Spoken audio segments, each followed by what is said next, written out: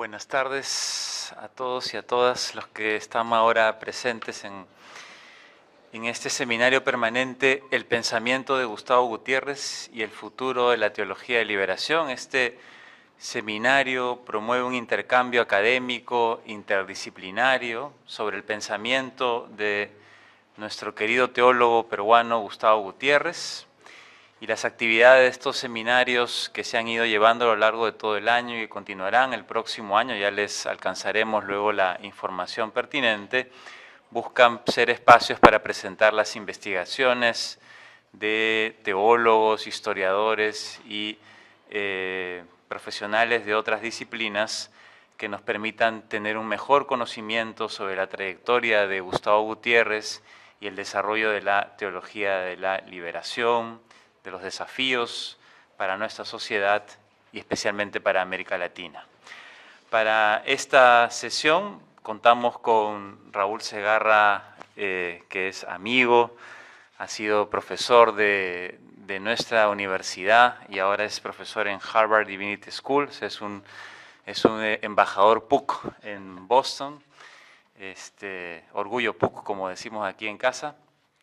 Y él es doctor en teología por la Universidad de Chicago, máster maestro en estudios teológicos, además por la Universidad de Notre Dame, y licenciado y magíster en filosofía por nuestra universidad, ¿no? Entre sus diversos méritos están las distinciones que ha recibido de la Max Weber College Fellowship de la Universidad de Erfurt en Alemania en el año 22, o del Manfred Laustenschlager Award for Theological Promises de la Universidad de Heidelberg el año 21. Además es autor de 4 libros, el último que será presentado el día de mañana a las 12 del mediodía. ¿Sí? Están todos cordialmente invitados. Y entonces lo que nos vendrá a presentar ahora Raúl es el pensamiento decolonial y la teología de la liberación, perspectivas para un diálogo crítico. Raúl. Bueno, muchas gracias, Rolando. Es una alegría estar aquí. Yo defendí mi tesis de licenciatura en esta sala, me acuerdo, hace bastantes años, y estar de vuelta a este lugar que es tan bonito e importante para mí. Es lindo ver además caras conocidas de muchos amigos y amigas de caminos recorridos. Un agradecimiento especial para el Departamento de Teología por esta iniciativa, a Rolando, Juan Miguel Espinosa por la invitación. Es una gran alegría estar de vuelta en la PUC, pero es una alegría especial estar de vuelta en esta universidad que es mi alma mater, para recordar a nuestro querido Gustavo Gutiérrez y para pensar y celebrar juntos su legado. Y con él el legado de muchos otros teólogos y teólogas de la liberación que le dieron tanto a este país y a esta casa de estudios. Pienso muy especialmente en nuestros queridos Felipe Segarra y Andrés Gallego, ambos grandes amigos. A Andrés, con mucho cariño, le dedico esta presentación. Mi objetivo en esta charla es defender 2 afirmaciones.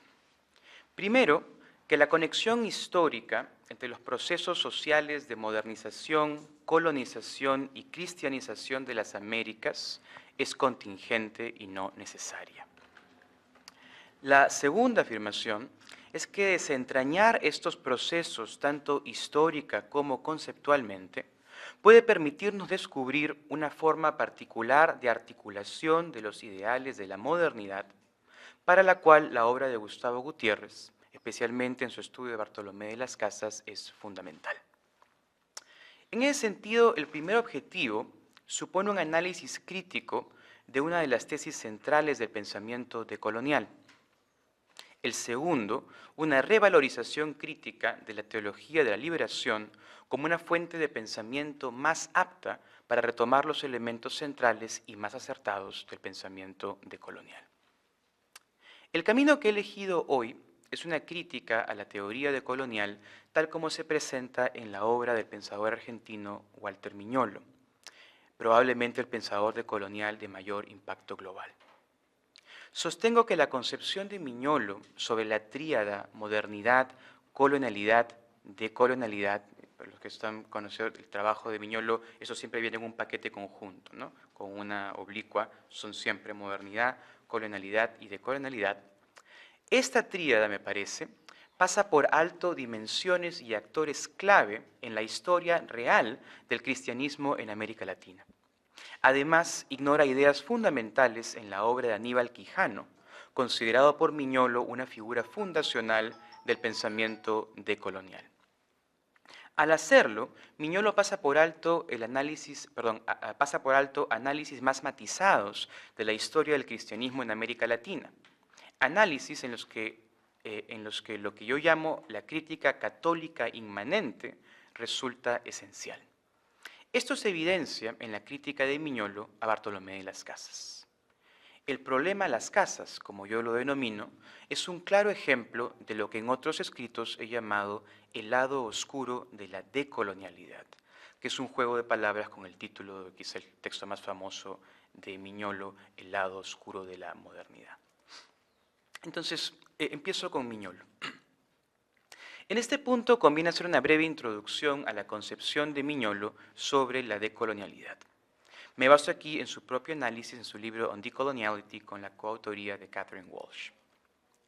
Miñolo considera explícitamente que su obra introduce y actualiza el pensamiento decolonial tal como se ha desarrollado, es una cita, a partir del concepto de colonialidad de Aníbal Quijano, el pensador peruano que seguro muchos de ustedes conocen, y la transformación que este concepto produjo para la idea de modernidad. Fin de la cita.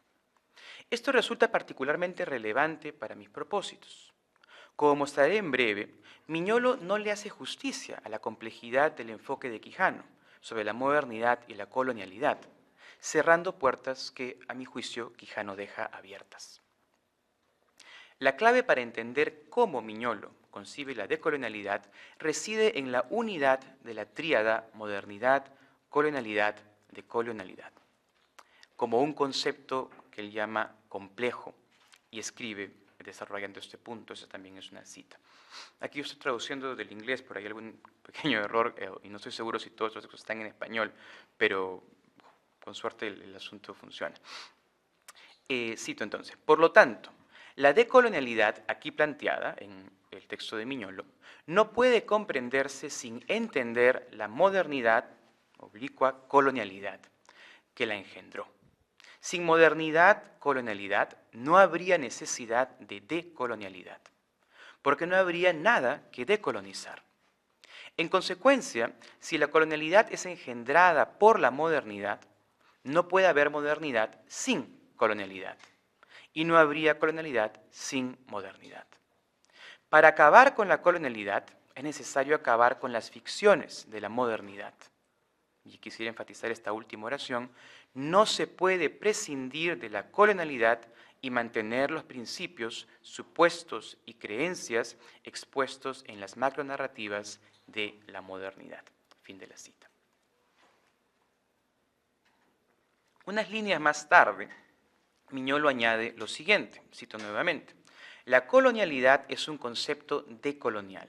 Su principal objetivo es iluminar el lado oscuro de la modernidad, que es el título además de uno de sus libros conocidos. Al hacerlo, la colonialidad emerge como una dimensión constitutiva en lugar de una dimensión derivada de la modernidad. Fin de la cita. Para Miñolo, entonces, la conexión entre modernidad y colonialidad es necesaria, no contingente, lo opuesto de lo que yo proponía al inicio. Por lo tanto, decolonizar exige desvincularnos.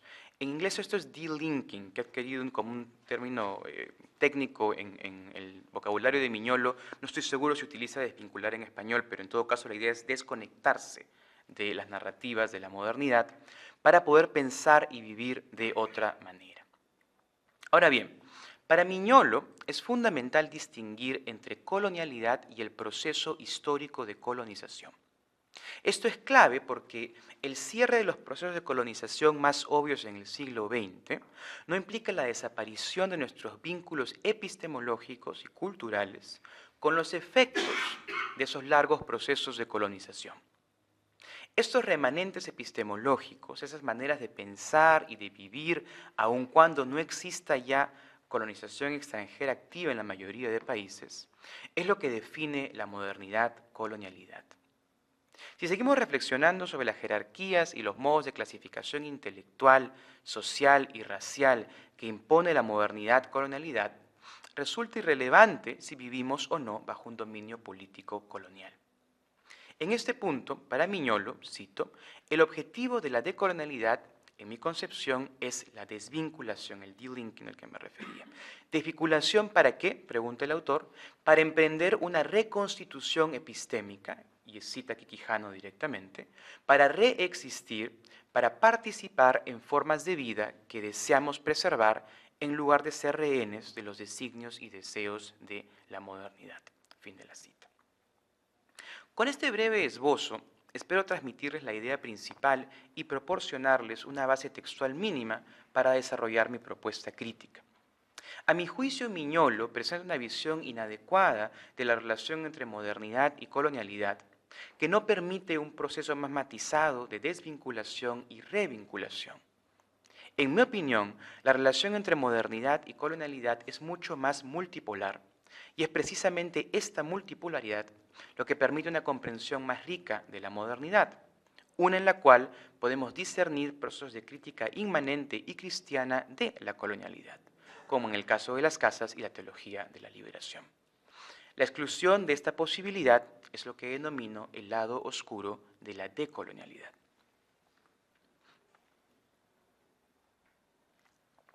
Permítanme referirme brevemente al sociólogo peruano Aníbal Quijano para destacar algunas diferencias importantes, yo diría importantísimas, con Miñolo. Y eso es importante, creo, porque, como traté de mencionar, y esto es la norma en el trabajo de Miñolo, Miñolo ve su trabajo en pensamiento decolonial como un trabajo que hereda y que desarrolla Quijano. Esto nunca es una cuestión interpretativa mía, es siempre explícito. Entonces, como corresponde, creo, es importante analizar la obra de Quijano para ver si el tipo de desarrollos que hace Miñolo son o no adecuados. Mi sugerencia es que no lo son. Es interesante además porque la mayor parte de la obra de Miñolo se ha difundido en inglés, aunque tiene textos en español, por supuesto, pero la obra de Quijano no estaba disponible en inglés hasta el año pasado, ¿no? Había cositas chiquitas, pero un compendio robusto apareció en la Universidad de Duke el año pasado recién. Entonces recién está empezando la recepción, yo creo, historiográfica y sociológica de cuánto la presencia global de Miñolo como uno de los grandes pensadores decoloniales hereda o no el trabajo de Quijano de un modo adecuado, ¿no? Entonces parte quizá de este proceso de revisión historiográfica y de recepción de ideas. Bien.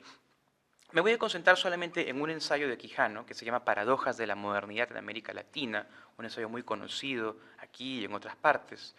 Pero las reflexiones que están en ese ensayo y las que trataré de desarrollar ahora están presentes en realidad a lo largo de la obra de Quijano. En este ensayo, Quijano recupera positivamente los ideales emancipadores de la modernidad, estableciendo una distinción clave entre lo ideal y lo real, y abriendo un espacio para lo posible. Cito. Este es Quijano. El problema, además, es que los profetas de la posmodernidad y de la antimodernidad no solo nos invitan a celebrar el funeral de las promesas liberadoras de la razón histórica y su forma específica de modernidad, sino que aún más importante, nos invitan a no volver a plantearnos nunca más las preguntas implícitas en esa modernidad, a no volver a luchar contra el poder existente por la liberación de la sociedad, a aceptar de ahora en adelante únicamente la lógica de la tecnología y el discurso del poder. Fin de la cita. De esto se deduce que Quijano distingue, a mi juicio al menos, dos formas de modernidad. Una conlleva el poder de las promesas liberadoras, a las que acabo de referir con la cita. La otra, la fuerza de la dominación tecnocrática e instrumentalizadora. Llamemos a la primera modernidad como liberación y a la segunda modernidad como dominación. Como se puede observar, este enfoque de modernidades múltiples está ausente en la propuesta de Miñolo. Más claramente, Quijano presenta el punto de la siguiente manera, cito nuevamente. Por lo tanto, No hay necesidad de confundir el rechazo del eurocentrismo en la cultura y la lógica instrumental del capital y del imperialismo norteamericano y otros imperialismos con alguna exigencia oscurantista de rechazar o abandonar las promesas liberadoras originales de la modernidad. Y aquí abre dos puntos y cita algunas de ellas. Sobre todo, la desacralización de la autoridad en el pensamiento y en la sociedad, la liberación de la jerarquía social, los prejuicios y los mitos fundados en ellos, la libertad de pensar y de saber, de dudar y de cuestionar, de expresarse y de comunicarse, la libertad individual liberada del individualismo, la idea de la igualdad y la fraternidad de toda la humanidad y la dignidad de cada persona. Fin de la cita. Estas son entonces para Miñolo las promesas liberadoras de la modernidad que no deben dejarse de lado. Para concluir entonces, permítanme añadir, Miñolo. Dije Miñolo y quise decir Quijano. Gracias. Sí, gracias. Para concluir, permítame añadir simplemente que, en mi opinión, la obra de Bartolomé de las Casas encarna muchos, si no todos, estos ideales de la modernidad como liberación. Y esto es más cierto aún en el caso de la teología de liberación de Gutiérrez. En base a los pasajes citados, creo que podemos concluir con bastante seguridad que Quijano, considerado por Miñolo como el padre del pensamiento de colonial latinoamericano, tiene una concepción bastante más matizada de la relación entre modernidad y colonialidad que permite posibilidades que Miñolo descarta. Una de esas posibilidades es la de una modernidad como liberación cristiana. Esto es precisamente lo que las casas y la teología de liberación nos ofrecen. Antes de pasar a discutir estas posibilidades, me interesa recalcar cuán profundamente cerradas estas se encuentran en la obra de Miñolo. En ningún otro contexto esto resulta más evidente que en lo que yo llamo el problema las casas. En su influyente libro de Miñolo, La idea de América Latina, Miñolo critica las casas por haber realizado, cito, una contribución clave al imaginario racializado del mundo moderno colonial cuando definió, al final de su apologética historia sumaria, 4 tipos de bárbaros. Fin de la cita. Miñolo dedica varias páginas a analizar la clasificación cuádruple de las casas, pero no es necesario para nosotros entrar en los detalles. La conclusión es que la meticulosa tipología de los bárbaros desarrollada por las casas fue una contribución clave al sistema de clasificación racial que, entre otras cosas, facilitó el exterminio de millones de indígenas en las Américas. Para ser justos, Miñolo sí reconoce que, cito, el principal objetivo de las casas al introducir estos criterios era poder determinar qué tipo de bárbaros eran los indígenas del Nuevo Mundo, porque ya había demostrado su racionalidad. Así, los ubicó en el banal cuarto tipo, los que carecían de cristianismo, y en el segundo tipo, los que carecían de locución literal. Fin de la cita. Pero no es sino una muy escueta contextualización, que no permite ver la orientación real del proyecto de las casas en la apologética historia sumaria. En la página 156 de la idea de América Latina de Miñolo, encontramos la única valoración mínimamente positiva del legado de las casas. Sin embargo, se trata de un elogio ambiguo sobre su posible papel como correctivo a la visión eurocéntrica de América Latina. Miñolo escribe, es una breve cita, las casas y Marx son necesarios, pero distan mucho de ser suficientes. Yo no he encontrado en otro texto de Miñolo nada más positivo que esto sobre las casas. Es impresionante, ¿no? Y me acuerdo discutirlo esto en clase con mis estudiantes y era, claramente aquí parece haber una intencionalidad de ataque que descontextualiza, ¿no? Pero bueno, no podemos asumir, entonces digamos que no se ha querido incorporar más contexto al menos. Bueno. Pero esto, como decía, es lo único que Miñolo está dispuesto a conceder, mientras que mantiene su punto sobre la contribución clave de las casas al proyecto de racialización colonial. Para un lector no familiarizado con la obra de las casas, la referencia de Miñolo conduciría naturalmente a la creencia de que las casas fue un representante de la modernidad como dominación. Por supuesto, eso no quiere decir que las casas no merezcan crítica. Sus escritos tempranos, sobre todo, han recibido severa crítica por su complicidad con el imaginario colonial, eso es innegable, ¿no? Pero la apologética historia sumaria claramente no pertenece a este periodo histórico y refleja ya la mentalidad de las casas de la opción preferencial por las comunidades indígenas y en contra del proyecto colonial, ¿no? Entonces, ahí creo que hay espacio para criticar a las casas, mientras que un reconocimiento también de a dónde va la trayectoria de su obra y de su vida como pastor. Permítame pues reiterar la cuestión principal. A mi juicio, la macronarrativa de Miñolo nos conduce a conclusiones erróneas. Su lectura del periodo colonial interpreta procesos sociales complejos como vectores monolíticos y unidireccionales que carecen de matices y contexto. Y precisamente esos matices y contextos son esenciales para comprender a una figura como las casas, quien, a pesar de participar activamente en un proceso simultáneo de colonización y cristianización, logró separar esos procesos de forma radical con el tiempo. De hecho, las casas supo movilizar recursos intelectuales existentes y crear otros nuevos para defender la dignidad humana de los pueblos originarios de las Américas. Además, las casas no los defendió con condescendencia, considerándolos bárbaros como sugiere Miñolo. En realidad, las casas escribió la apologética historia sumaria, el texto que Miñolo utiliza para su crítica, con el fin precisamente opuesto: demostrar con amplia evidencia que los pueblos originarios de América poseían una civilización altamente desarrollada.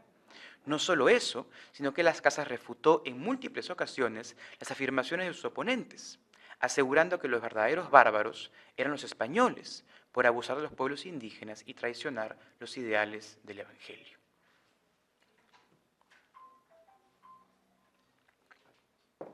Además, las casas desempeñó un papel fundamental en los debates teológicos y jurídicos que condujeron a la noción moderna de libertad de conciencia, por la cual batalló con vehemencia en su defensa de la evangelización pacífica de los pueblos indígenas, que es el principio de su texto El único modo, por ejemplo.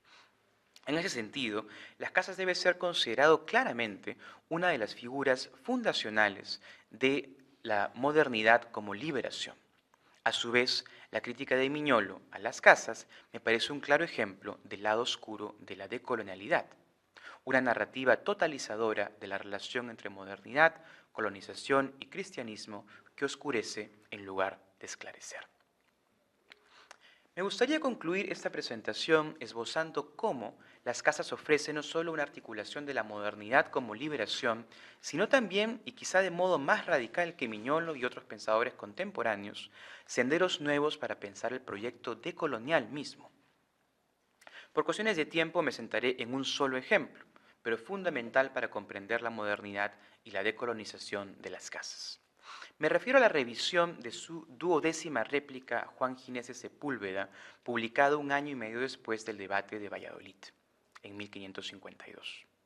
Por supuesto, el debate de Valladolid en 1550 es crucial para comprender la dinámica transatlántica que configuraba nuevos enfoques sobre la dignidad humana, la libertad de conciencia, la autodeterminación de los pueblos, etc.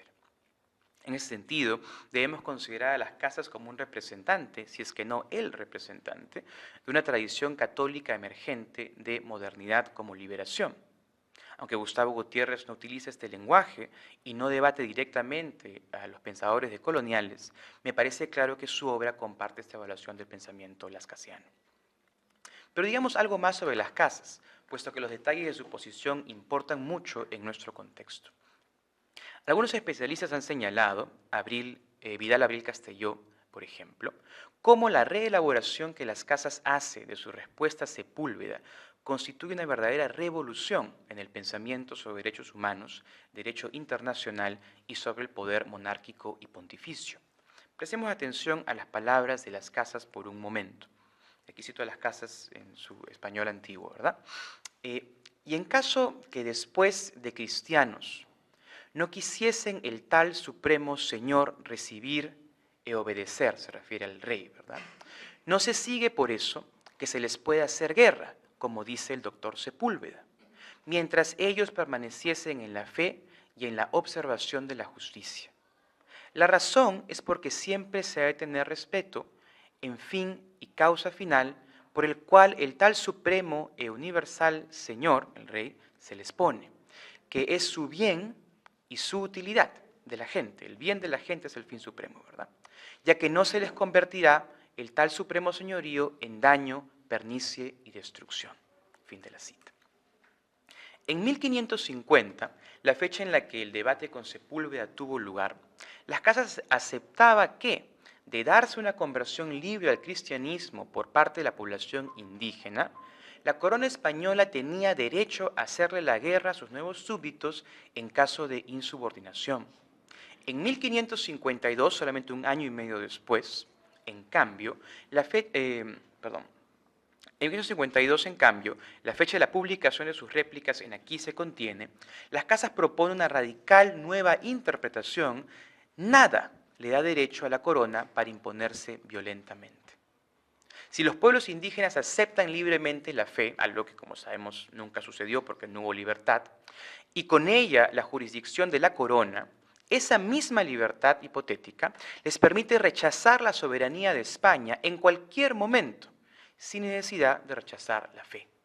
En pleno siglo XVI, las Casas proponen una prototeoría de la autodeterminación de los pueblos indígenas, cuyos alcances socavan las bases del sistema colonial por completo. En ese sentido, el pensamiento de las Casas pasa a una mirada crítica del proyecto colonial de evangelización a una postura de radical desmantelamiento intelectual de las bases de dicho proyecto. Pero no solo eso. El énfasis en la autonomía y autodeterminación de los pueblos anticipa por casi 500 años una de las intuiciones fundamentales del pensamiento colonial en Miñolo. Por ejemplo, reflejada en su valoración de la autodeterminación y autogobierno de los zapatistas en Chiapas. Ahora sí, termino. Permítame concluir retomando el punto de partida. Observé que Miñolo tiene un problema con las Casas. Miñolo acusa a las Casas de ser un actor clave en el proyecto de clasificación racial en América Latina, un proyecto fundamental para la sostenibilidad del imperio colonial. Creo haber demostrado que es una acusación infundada. Pero quisiera ir un paso más allá. No se trata solo de que la acusación de Miñolo sea infundada. De hecho, toda la apologética historia sumaria es un testimonio de exactamente lo contrario. Es un extenso esfuerzo de argumentación para demostrar que los pueblos indígenas de estas tierras, percibidos por muchos de los españoles como inferiores, eran de hecho pueblos altamente desarrollados.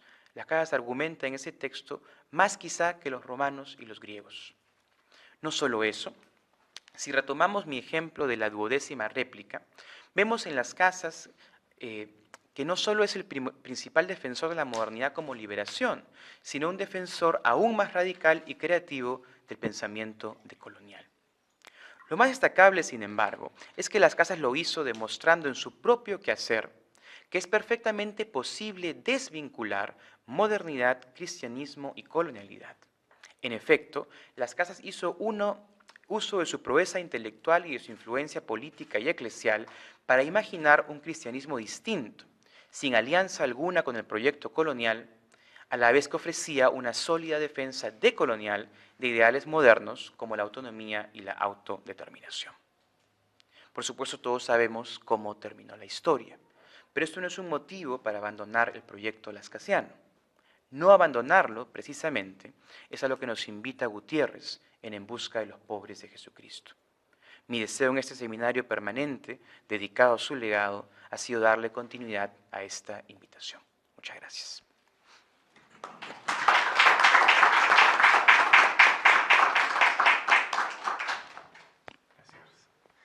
Muy bien, agradecemos a Raúl por las interesante propuesta de lectura de Miñolo a partir del legado de las Casas y en particular de Gustavo Gutiérrez y la lectura teológica que hace sobre las Casas. Y lo que nos toca ahora es abrir un espacio para el diálogo, para la conversación. Entonces les dejaría a ustedes la palabra.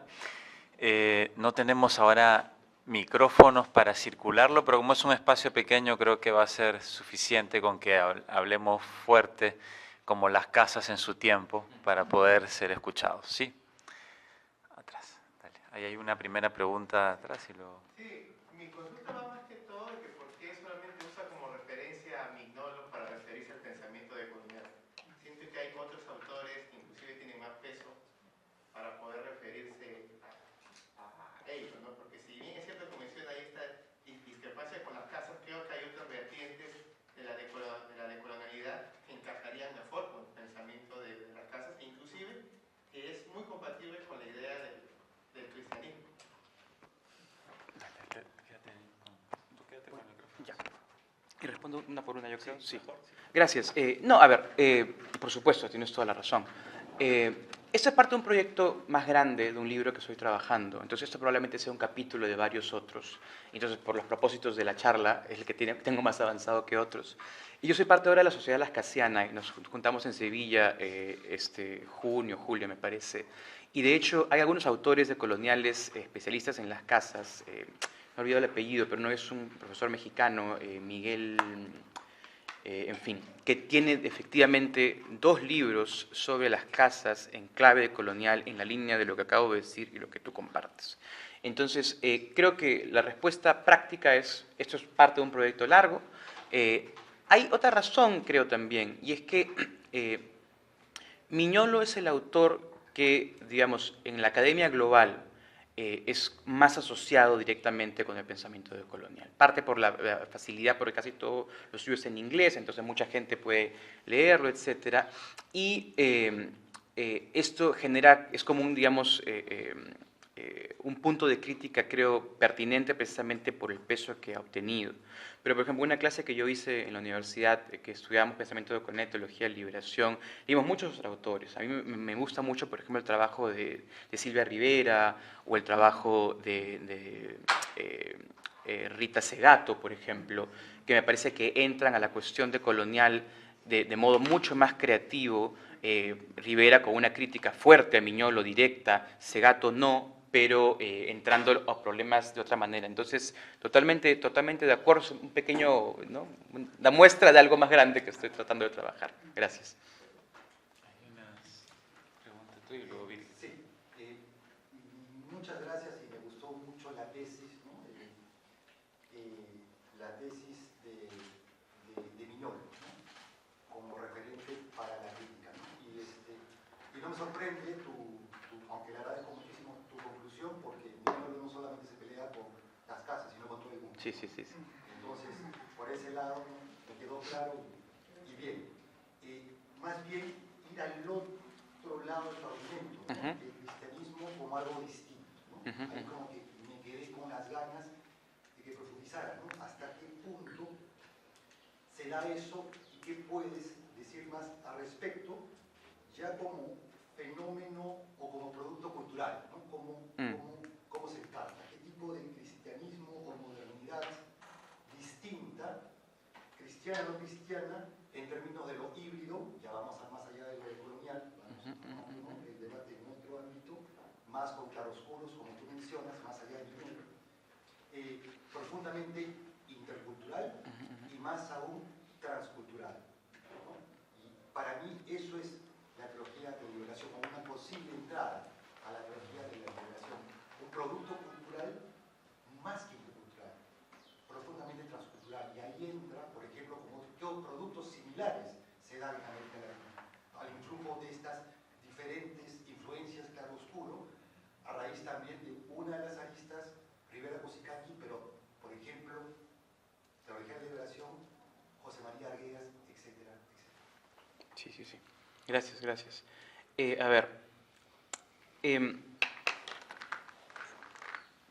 yo me interesé por este proyecto, mañana vamos a presentar un libro mío, que es la traducción de un libro del 2023, y escribí una nueva introducción un poco navegando mis propios conversaciones de este tipo, donde cosas salían y qué sé yo, ¿no? Y se hizo evidente para mí 2 cosas, ¿no? Por un lado, que había un elemento decolonial en la teología de liberación que yo no había trabajado y que requería en parte el camino de Gutiérrez con las casas, etcétera. Pero en ese proceso empecé a meter un poco más en estudiar el mundo colonial y estos productos culturales que se van desarrollando con la colonización en adelante.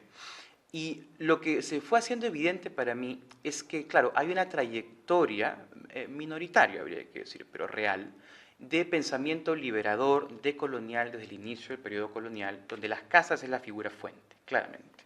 Pero hay otras, ¿no? Una de las cosas interesantes, por ejemplo, es que en las guerras de independencia, en el siglo XIX, y en el periodo, digamos, previo, eso lo trabaja en cierta manera Gustavo también cuando ve el Anónimo de Yucay y cómo el virrey Toledo trata de como silenciar la voz de las casas, y hay todo un periodo de este tipo. Entonces, hay como unos 100 años, 80 años en que estas voces liberadoras cristianas como la de las casas han sido suprimidas con el proyecto colonial. Pero luego en las guerras de independencia, mucha gente empieza a recuperar a las casas como un pensador literalmente revolucionario. Una figura que se utiliza como un autor que motiva un camino de revolución contra la corona, pero no necesariamente contra el cristianismo, ¿no? Y ahí estos híbridos empiezan a desarrollarse, ¿no? Entonces es un camino, digamos, a nivel político que me parece interesante, ¿no? La reapropiación de las casas como pensador literalmente de liberación revolucionaria, sobre todo en la guerra de independencia, y luego de desarrollos posteriores. Pero el otro lado, a nivel más cultural para mí, está sobre todo en las experiencias con los jesuitas, ¿no? Y hay un trabajo, no sé si conocen al sociólogo José Casanova. Casanova en los últimos años se ha interesado mucho en seguir al proyecto global de los jesuitas, ¿no? Y ver justamente el tipo de experiencias híbridas que lograron generar en Paraguay, aquí también en ciertos lugares, y aquí obviamente hay jesuitas que han estudiado esa experiencia jesuita, ¿no? Marsal y otros, etc. Entonces creo que ahí hay un camino muy interesante donde el híbrido cultural, que tiene elementos cristianos, a veces liberadores, a veces no tanto, también es un reflejo de algo de colonial. Pero la parte que a mí me interesa más, creo, es la parte, digamos, de orden político. Y ahí hay una dimensión de Arguedas, por supuesto, que Gutiérrez también estudia en su libro sobre Arguedas, que enfoca ese asunto del Dios liberador, que el Dios opresor, que Arguedas ve en parte de su obra, y que también tiene esa riqueza cultural, pero también el elemento político, ¿no? Entonces ahí creo que hay mucho que trabajar. Te agradezco la pregunta para empezar y luego seguimos conversando. Sí. Muchas gracias, Paul. Siguiendo un poco, yo creo que entre los pensadores y pensadores decoloniales se hizo ya una fuerte crítica a Manolo, Sí. a Minolo, porque es poco diferenciado, poco como tú dijiste, tomar en cuenta complejidades históricas y también culturales y también de género. Yo creo, por otro lado, hay que tener cuidado en decir lo decolonial en Bartolomé de las Casas es genial, pero nos costó como iglesia de realmente acogerlo, porque todas las luchas de las teologías indígenas aquí en Latinoamérica, algo similar, yo he podido estudiar muy de cerca en la India, es justo esto, que hay una sola teología, y es muy colonial la mentalidad, que es la que da la marca, y las otras teologías tienen que continuamente comprobar que son teologías, dignas también de un rango académico. Y creo que eso sería importante también decir, estamos con el reto. El sínodo amazónico lo mostró también claramente, y hay pensadores y pensadoras de teologías indígenas que lo expresaron, en qué consiste el poder colonial y colonizador dentro de la misma teología, muy occidental. Totalmente de acuerdo. Y allí, claro, tenemos lamentablemente un legado todavía muy fresco de dos papas, particularmente Papa Benedicto, que cuando hablamos de liturgia en particular, era muy, para ponerlo de modo amable, poco abierto a la inculturación de la liturgia, que digamos, todo se resume ahí en cierta medida, ¿no? Entonces creo que estamos entrando en un espacio un poco más abierto con Francisco y con León, pero hay muchas limitaciones que vienen, por supuesto, y ahí creo que hay un punto muy importante para los pensadores decoloniales, incluido Miñolo. Hay una epistemología en la teología institucional de la Iglesia Católica que hace muy limitada la apertura a este tipo de variantes, ¿no? Y por eso creo que ahí, con lo que acabas de observar, que es por supuesto correcto, hay mucha razón para hacer un argumento también de carácter histórico. Esto ha estado siempre, hay un montón de potencial, de fuerza, pero como decía tu pregunta, es una voz minoritaria en el trayecto y bueno, eso fue también la teología de liberación, ¿no? Una voz minoritaria que va avanzando y abriendo camino. Sí. Me parece también ahí la intuición de Francisco en Querida Amazonía, Sí. en decir que la colonialidad no es algo que terminó, Exacto. que sigue de manera Exacto. camuflada de múltiples maneras Sí. hoy, y él sabía que esto vale también para dentro de la Iglesia, Sí. y que tiene que ser un propósito continuo de revisar autocríticamente nuestros modos de inculturar en relaciones interculturales y qué implica esto, Sí. y también de preguntarnos desde dónde parten nuestras epistemologías y quién decide, quién pone la barra, que es una teología aceptada como académicamente del nivel correspondiente y que no. Y brevemente, porque estoy totalmente de acuerdo. Luego entra una cuestión bien interesante, en la medida que estamos hablando del legado de Gustavo aquí, ¿no? Que es la pregunta sobre el tipo de teoría de cambio social que maneja cada teólogo o actor, ¿no es cierto? Y es evidente que para alguien como Gustavo, el trabajo suponía trabajar desde dentro y tolerar muchos sufrimientos, injusticias, para promover cambios que él en 50 años pudo ver. Pero yo he argumentado en otros contextos también que ese es un camino posible, no el único, y es un camino que tiene evidentemente problemas, ¿no? Entre ellos la injusticia y el sufrimiento, el tema mujer evidentemente es enorme, pero también otros, ¿no? Entonces, ahí hay una pregunta abierta sobre cuál es el camino más apropiado para promover esos cambios, y toca seguirlo conversando, sí. Hay una pregunta. Félix, sí. Yo quería pedirte vincular lo que has expuesto ahora con la actualidad de la teología de la liberación, en particular con la caracterización que haces en el prólogo de la fuerza histórica de los pobres y que retomas en el prólogo de Revolucionaria de dos corrientes en la teología de la liberación en términos de proyecto histórico, ¿no? Una corriente más antisistémica y una corriente más vinculada al desarrollo humano. Sí. ¿En cuál de estas corrientes se inscribiría, digamos, el pensamiento decolonial de las casas? A ver, sí, eso para mí creo que es hasta donde puedo ver el horizonte presente en el que está la teología de liberación. Y un camino claro que creo ha sido el camino en general que la corriente tomó en este país, que es el camino del desarrollo humano, ¿no? Y hay el camino más claramente decolonial que es antisistémico, ¿no? En diferentes sentidos cómo se entienda esto, pero para Miñolo y en realidad para la mayoría de los autores decoloniales, el camino decolonial pasa por salirse del sistema como existe, ¿no? Eso aplicaría más para la Iglesia también en cierta medida. Y un autor que es un amigo mío y es una figura importante, que ha estado aquí también, Carlos Mendoza, un teólogo mexicano, me parece que ha hecho el mejor trabajo, los mejores trabajos en teología decolonial que he podido yo encontrar. Pero Carlos comparte definitivamente digamos, elemento, él lo trabaja mucho de manera escatológica, como hay pequeños esbozos, pequeños momentos de incursión de la salvación, pero vivimos en un mundo de violencia y de derrota y de sistemas que nos destruyen, ¿no? Entonces yo, en parte tratando de responder esa pregunta, decidí enseñar una clase sobre revolución este semestre en teología y política, y estoy tratando de responder la pregunta todavía. Pero me parece que no sabemos, por supuesto, a dónde más, porque tu pregunta era por las casas, ¿no? A dónde más hubiera llegado las casas, aunque vivió una vida muy larga. Pero si tú ves la progresión de las casas, digamos, de la encomienda, el joven Las Casas, que era un esclavista, digamos, ¿no? Hasta las casas del final, que es un tipo que quiere que se acabe esta vaina porque ya no da para más, ¿no es cierto? Yo a veces pienso, si Las Casas vivía 10 años más, o esa conversación pasaba un poco más antes, podría haber tomado posiciones incluso más radicales, ¿no? Hay un elemento, yo creo, al final de Las Casas antisistémico, yo creo que es claro, ¿no? Critica al Papa, ¿no? Critica la autoría del Papa para haber dado la bula para la conquista de las Américas, ¿no? Critica a los monarcas, critica el proyecto mismo como un proyecto que ya no tiene posibilidad de ejecutarse como un proyecto cristiano, ¿no? Entonces, creo que hay un potencial allí que, claro, no toma otro camino al final, pero que está muy presente en la manera en que ve las cosas. Pero Las Casas también tiene esta cosa un poco místico-profética, ¿no? Es como el profeta que habla en medio del desierto con la fuerza y el fuego que cae.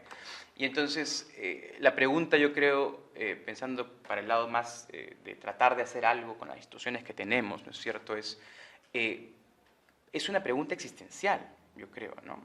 Algunas personas entre nosotros, quizá con buenas razones, preferimos decir, ¿sabes qué? Todo está bien fregado, pero veamos qué se puede hacer en los espacios que tenemos, cambiarlos, reformarlos, la iglesia incluida.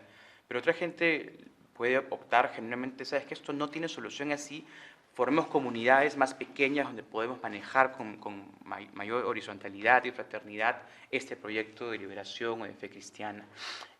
Yo creo que estoy más cerca de la posición de desarrollo humano y trabajar con las limitaciones que tenemos. Y claro, está una tercera opción que yo no desarrollo en estos dos prólogos, pero está, por supuesto, la revolución violenta, ¿no?, como una alternativa que está en la mente de mucha gente también, ¿no? Esa suele ser, y eso si hay mucha, digamos, prueba histórica, la menos efectiva, ¿no?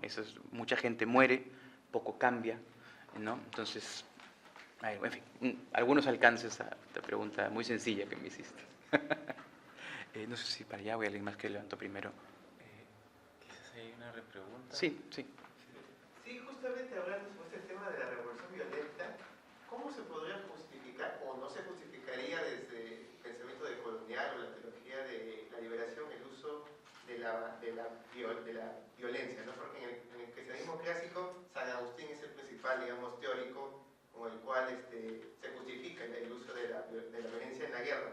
Pero desde el otro lado, ¿se justificaría el uso de la violencia para una revolución que justamente promueva una transformación social? Bueno, la respuesta de la teología de liberación fue no, ¿no? O sea, digamos, esa es una cuestión fácil de responder a ese nivel, ¿no? Habría que decir también que cuando Agustín piensa la teoría de la guerra justa, ¿no?, la piensa siempre como guerra defensiva, ¿no? Y además la encuadra en una lectura del mandamiento del amor al prójimo, digamos. Entonces la idea es, si tienes una guerra que tú no inicias, sino que te atacan o invaden, ¿no es cierto?, es deber del rey, del príncipe, de la gente, qué sé yo, defenderse por la protección de los más débiles que sufrirían con el ataque. Esa es la teoría básica de Agustín, ¿no?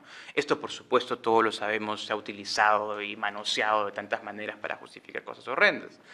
Pero eso es un poco distinto, yo creo, del otro escenario de una revolución social para la mejora de las cosas, ¿no? Y ahí es interesante, yo sugeriría ahí volver al texto clásico de Hannah Arendt sobre revolución, que es bien interesante porque Arendt compara la Revolución Francesa con la Revolución Americana, que son revoluciones súper diferentes, ¿no? En ambas obviamente hay violencia y qué sé yo, pero en la Revolución Americana no hay el reinado del terror de Robespierre, ¿no es cierto?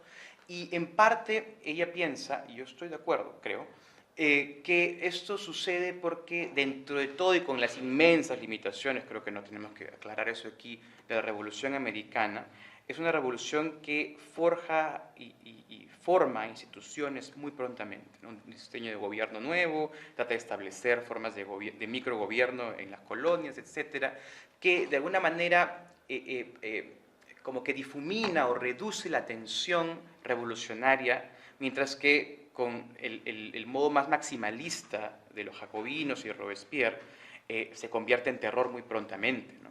Y gente que había, como Lafayette, por ejemplo, que había peleado en la Revolución Americana, luego se unen a la francesa en el partido de los jacobinos, digamos, luego lo matan igual, ¿no? Porque él tuvo unas preguntas sobre qué estaba pasando y qué sé yo, ¿no?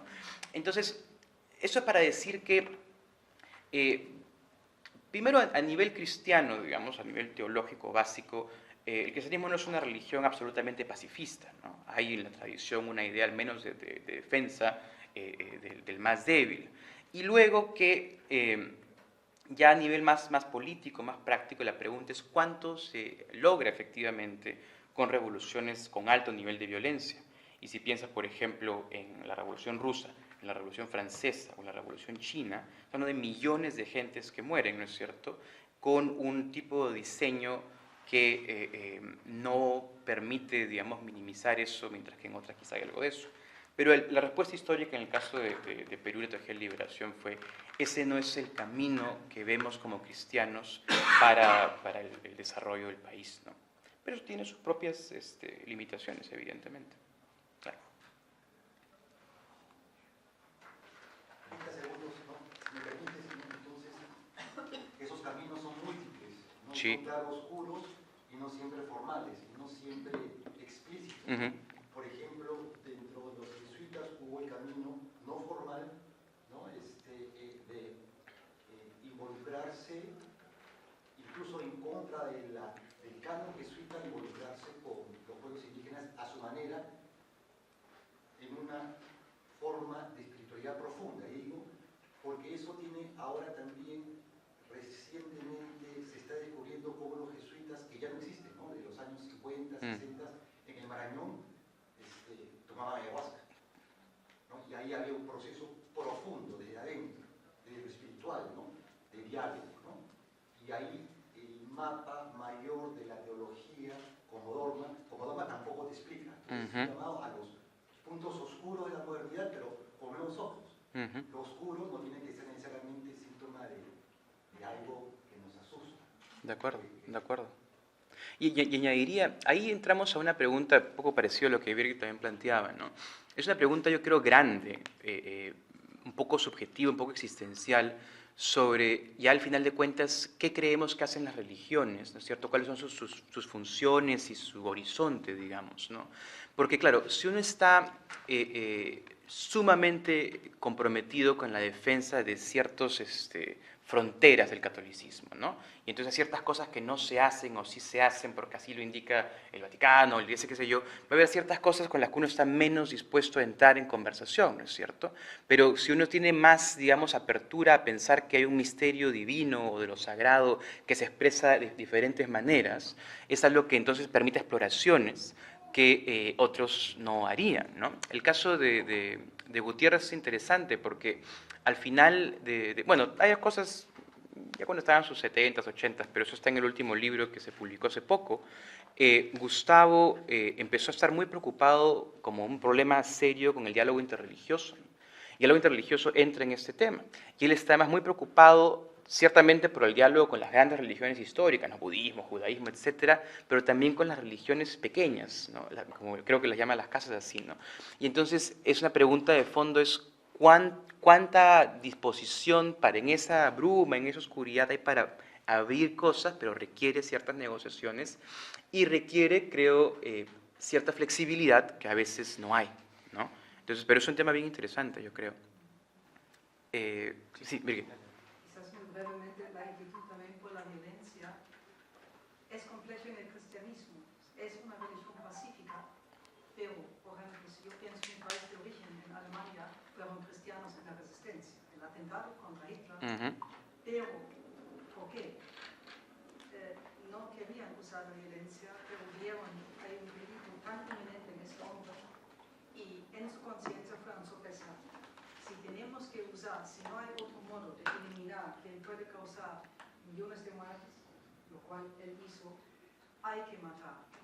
Y es desde el tiempo medieval. La pregunta ¿es un cristiano puede hacerlo si es un tirano y no hay ningún otro medio y camino para eliminar el tirano que va a sacrificar muchísimas vidas humanas inocentes que no están en las capacidades de defenderse?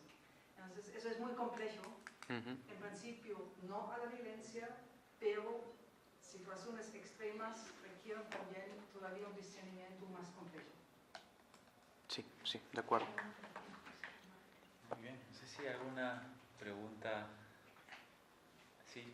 Sí, bueno, algo, gracias por la muy interesante ponencia, y en este caso, iba un poco por el carisma que tenían digamos, como vimos las casas era Dominico, Acosta, que también critica fuertemente a la organización era jesuita, y un poco cómo logran congraciar un poco estos teólogos con sus dudas individuales con el carisma al que pertenecen.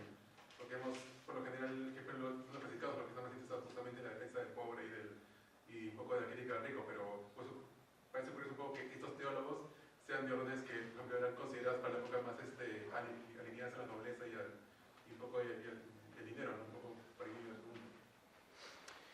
Sí, uno de mis colegas, que algunos de ustedes conocen, David Lantigua, de la Universidad de Notre Dame, que fue estudiante de Gustavo, tiene un texto bien interesante sobre el caso al menos particular de las casas y la teología dominica, ¿no? Porque si uno revisa, por ejemplo, el tipo de argumentos que las casas usan en su crítica de Sepúlveda y en su defensa en general de los pueblos originarios en las Américas, son argumentos que desarrollan ideas fundamentales de Tomás de Aquino, por ejemplo, ¿no? Entonces hay una recepción, digamos, histórica de la filosofía y el pensamiento jurídico de Tomás y de otros escolásticos dominicos para pensar estos problemas, pero de modo creativo. Él va mucho más lejos que gente que en su misma época estaba argumentando cosas similares, ¿no? Entonces creo que ahí hay una influencia clara. Y en el caso de Acosta, yo creo, otros jesuitas, creo que hay algo interesante acerca del tipo de orden que los jesuitas representan muy pronto, desde el inicio con Ignacio, ¿no? Una orden que tiene patrones de conducta, por ejemplo, muy distintos a las órdenes monásticas, ¿no? Entonces la idea de esto de santificar todo en el mundo significa que los jesuitas intervienen muy directamente y es por eso que entran en misión del modo en que lo hacen y con una capacidad para la interculturalidad, yo creo, muy interesante, ¿no? Que hablamos de estas zonas, pero en India, en Japón, por ejemplo, ¿no? O sea, la capacidad de compenetrarse con la cultura a nivel de vestimenta, de prácticas, de lenguaje, creo que tiene un patrón distinto, yo creo, de interacción con la novedad cultural, y eso se nota hasta ahora, yo creo, en cierta medida, ¿no? Pero empiezan las exploraciones temprano. Gracias.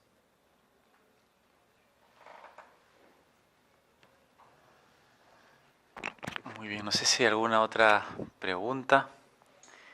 Bueno, yo tengo una breve, recogiendo lo que se ha comentado, ¿no?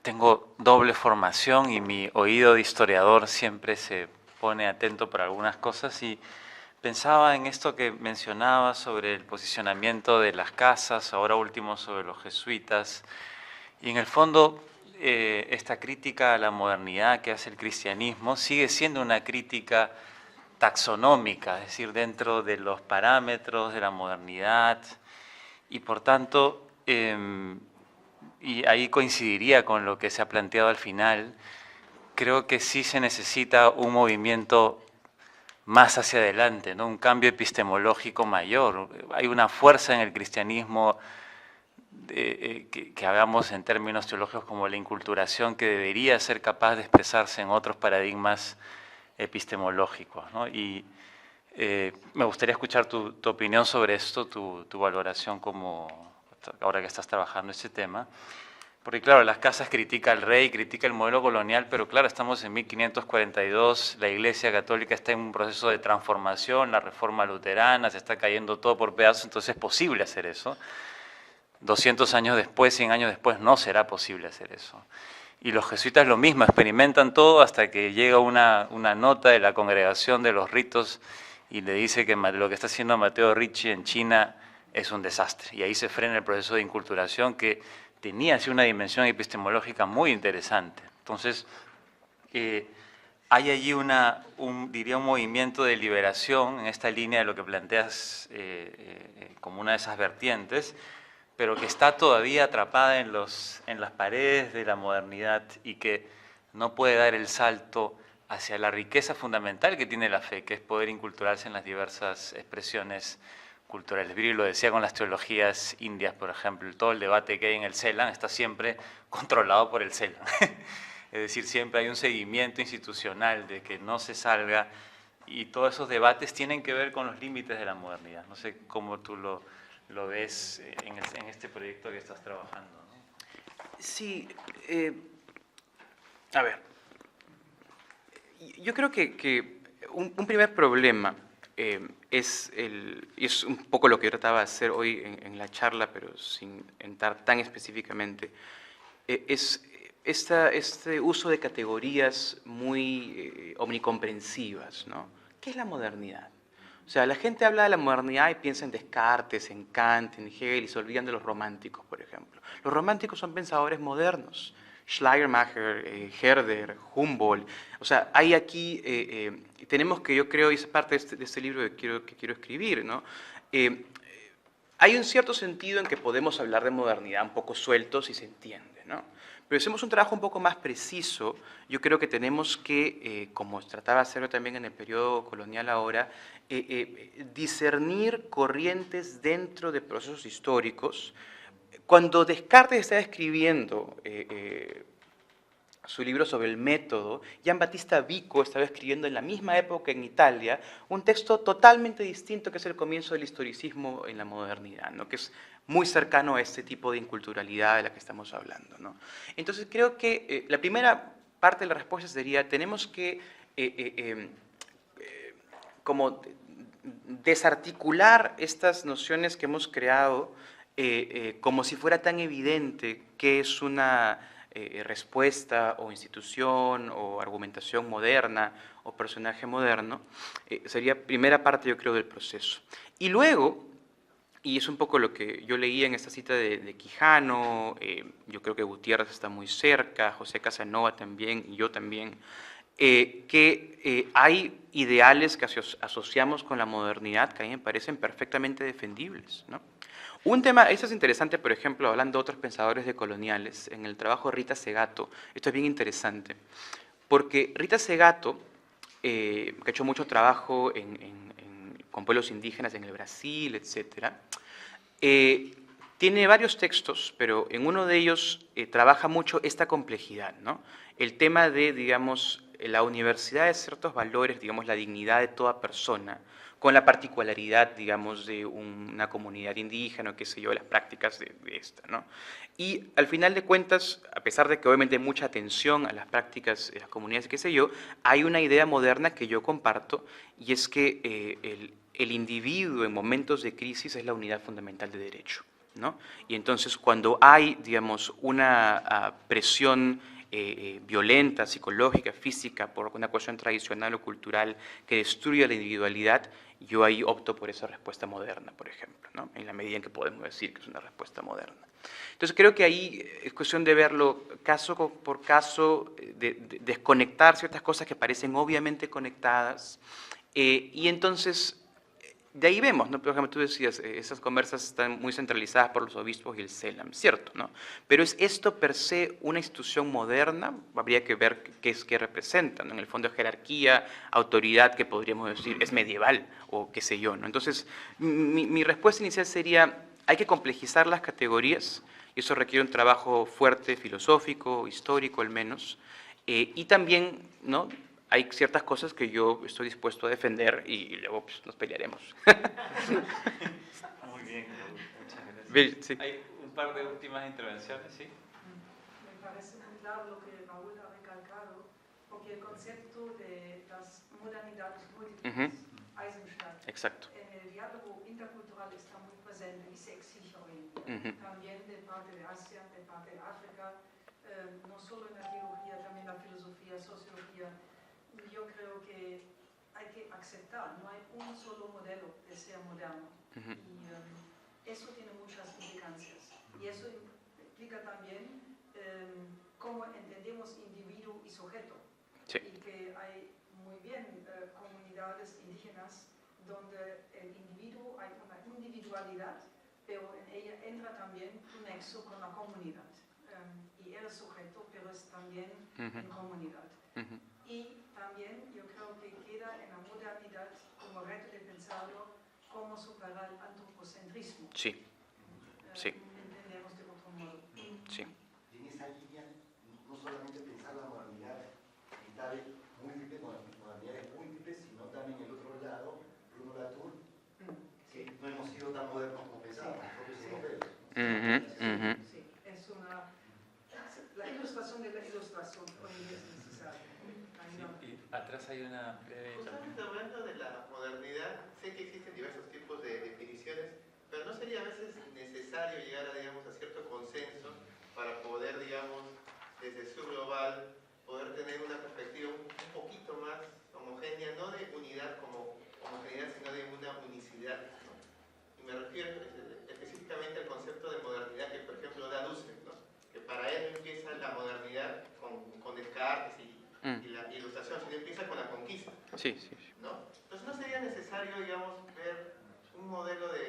sé que existen diferentes y está muy bien la pluralidad, pero tal vez llegar a cierto consenso en determinados conceptos que yo creo que son fundamentales justamente para poder seguir con la crítica, que sí pasar a la acción social. Mira, hermano, si encuentras la solución a ese problema, por favor avísanos. Ya, nos avisas. No, o sea, entiendo, obviamente, estoy bromeando, ¿no? Pero pues estas cosas toman tiempo y a veces no se puede hacer, ¿no? Pero ayudaría alguna... O sea, quizás la respuesta corta a esto sería, yo creo que como una práctica editorial, yo diría, de escritores, ¿no? Creo que es importante aclarar al menos qué es lo que tú como escritor quieres decir cuando dices una cosa, ¿no? Porque al menos a ese nivel no es una cosa unitaria, pero al menos quien lee tiene en la evidencia del texto menos espacio para confundirse. Parte del problema aquí es que todos tiran estos conceptos y no estamos hablando de lo mismo, ¿no? Entonces, un poco, digamos, de aclarar de qué estamos hablando, aunque no sea simple de explicar, ayuda en cierta medida a lo que tú dices, pero también es cierto que ya el tema se va un poco de las manos, ¿no? Sí. Muy bien, gracias Raúl. Muy bien, muchísimas gracias a Raúl, le agradecemos con un aplauso.